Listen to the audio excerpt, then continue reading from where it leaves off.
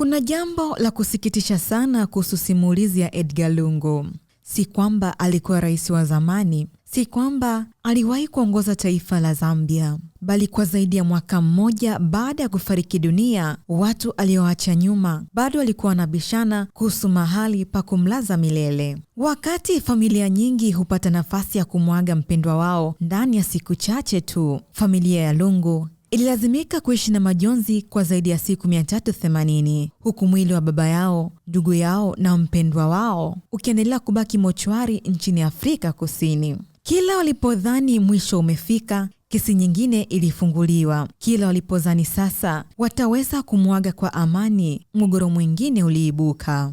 Na pengine hicho ndicho kinachofanya mgogoro huu kuwa wa kipekee na wa kuhuzunisha, kwa sababu katikati ya mabishano yote ya kisiasa, hukumu za mahakama na kauli za viongozi, kulikuwa na familia iliyokuwa bado inasubiri nafasi ya kuomboleza kwa utulivu.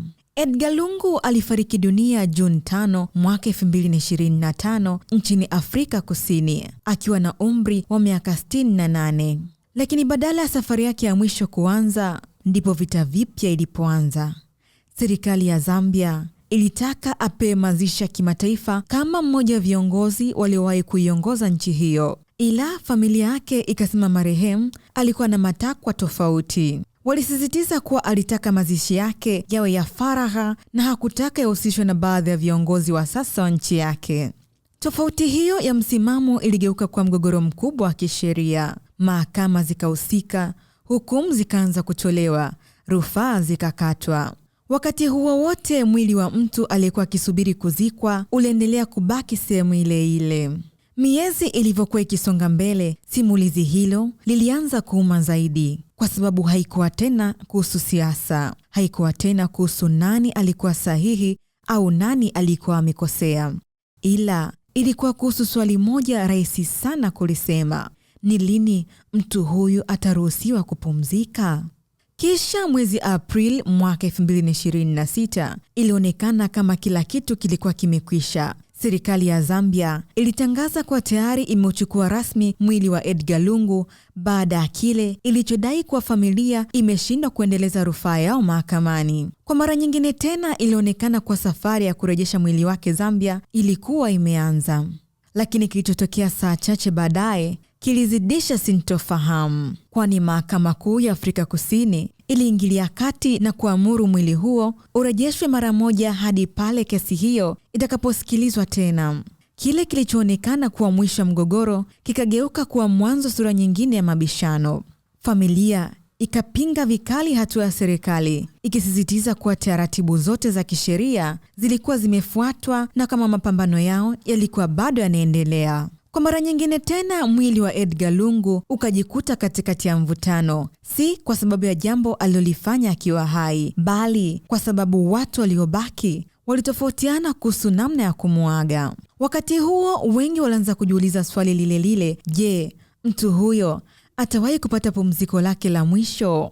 Hatimaye Jumanne hii Juni 23 mwaka 2026, zaidi ya mwaka mmoja tangu kifo chake, Mahakama ya Rufani ya Afrika Kusini imetoa uamuzi uliomaliza mvutano huo. Mahakama iliamua kwa familia ya Edgar Lungu ndio yenye haki ya kuamua mahali atakapozikwa, na ikabatilisha uamuzi wa awali uliokuwa umeipa serikali ya Zambia mamlaka ya kuchukua mwili wake. Katika hukumu yake, mahakama iligusia jambo lililogusia hisia za wengi. Majaji walieleza kuwa ushahidi ulionyesha Lungu alihisi asingepata heshima aliyotamani katika nchi yake mwenyewe, na kwamba familia ilikuwa na haki ya kuheshimu matakwa yake ya mwisho. Ni maneno mazito kwa sababu yanazungumzia mtu aliyewahi kuwa rais wa taifa, mtu aliyewahi kuwa mamlaka makubwa kuliko wote nchini mwake, lakini mwisho wa maisha yake kilichokuwa kikipiganiwa si madaraka, si siasa wala uraisi. Kilichokuwa kinatafutwa ni amani tu.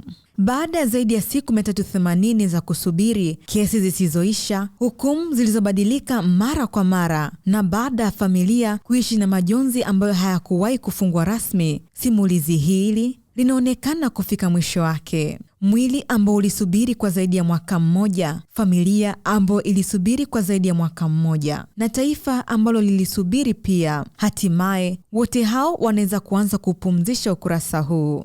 Kwa sababu mwisho wa yote, Edgar Lungu hakuwa tu rais wa zamani. Alikuwa baba wa mtu, alikuwa mume, alikuwa ndugu pia. Subira, machozi, kesi na sintofahamu. Hatimaye imekuwa wazi kwamba Edgar Lungu atazikwa nchini Afrika Kusini, ambako alifariki dunia na ambako safari yake ya mwisho ilisimama kwa muda mrefu zaidi kuliko ilivyotarajiwa. Hapo ndipo simulizi hili linafunga ukurasa wake wa mwisho, kwamba mtu aliyewahi kuongoza taifa zima hatimaye amepata mahali pa kupumzika, si kwa sherehe za kisiasa, bali kwa uamuzi wa mahakama na mapenzi ya familia yake. Na hatimaye safari yake ya mwisho imefika, ukimya uliokuwa ukisubiriwa kwa zaidi ya mwaka mmoja. Mwandaji na msimulizi wako ni mimi Consolata Chaliga wa Ayo TV.